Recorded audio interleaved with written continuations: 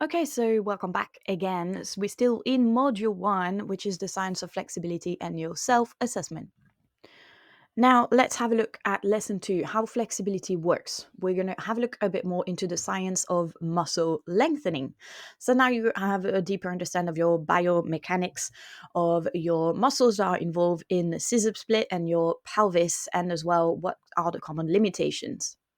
So before we start stretching, we need to answer a bit of a question. What actually happens when we stretch? So most people assume that it's elongating a muscle, but that's not entirely accurate. They don't just stretch like rubber band. Flexibility is a combination of neuromuscular control, tissue adaptation, and joint mobility. So today in this lesson, we're going to learn what's really happening inside your body when you do the splits, the role of your nervous system in your flexibility, why also it's preventing you sometimes to go deeper, and why some people seem to be a bit more prone and natural flexible that than some others, and how we can make ourselves more naturally flexible. Let's have a look. So, what happens when you stretch? Two major things happen. The muscle fibers experience tension. The tension signals to the nervous system to determine how far you can safely go into your stretch. And then your connective tissue, like fascia and tendon, respond by adjusting to the new range over time. So, what you need to understand as well is you have two types of nerve response. So, in the muscle fibers, you have what's called the muscle spindles, which looks a little bit like little slinkies. And in your tendons and your at the capsule of the joint, so right a bit closer to the bone, we've got what's called the Golgi tendon organ, the GTO. The GTO is the sort of central tower that tells you how much force you need to apply to a movement, and the spindles are the one that allows this sort of contraction and relaxation of the muscle. So the muscle and the fascia are a very important dynamic duo because the fascia is the web-like connective tissue. So it's if you look, it's whatever is in between your muscle fibers. If you think about meat eaters, is that sort of filaments that connects your entire body. If fascia is tight or restricted, it will limit your ability to move freely, and this is why we also use SMR in flexibility. Your nervous system can sometimes gatekeep your flexibility.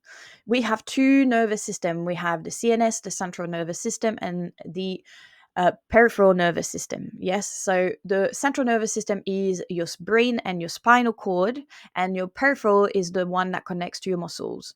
Yes, so as soon as it comes out of your spinal cord, you have all the nerves from the peripheral nervous system. So when you decide to stretch, your nervous system will decide whether to let you go or to stop you. And the PNF and the CNS are working together to figure that out. So you also need to work as much your central nervous system as much as your peripheral nervous system. So you stay just excuse me.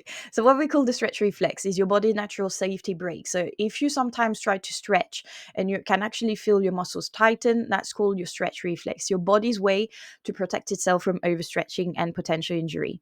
So sometimes you stretch a muscle, but when you try pushing, your nervous system detects the tension and there is a bit of panic on board, and all of a sudden it doesn't want to stretch anymore. So that's more coming from your central nervous system realizing that your body might not be able to take in that stretch and it stops. So, as a way to stop it, your muscle will start contracting.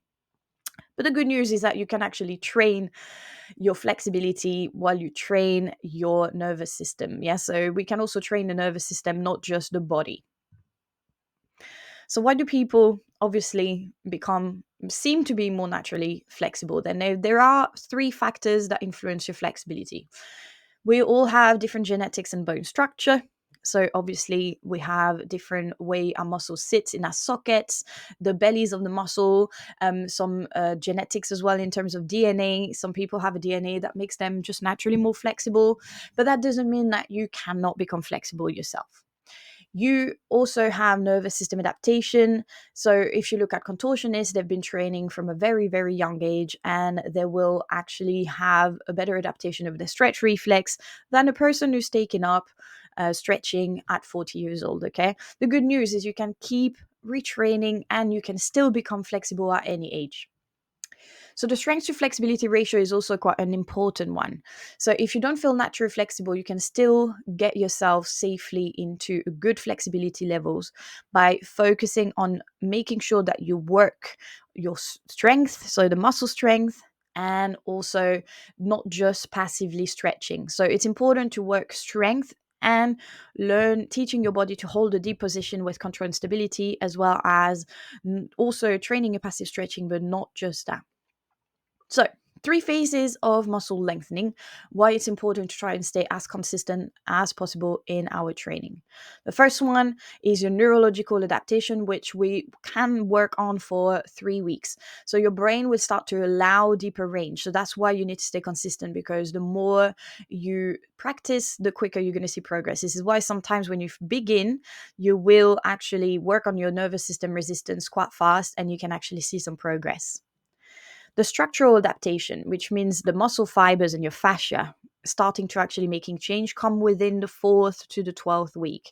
So this requires a lot of progressive stretching and also strength-based flexibility work. So even strength-based that you do at the gym, if you work at really, really like end range, you will become, or you will gain a bit more flexibility.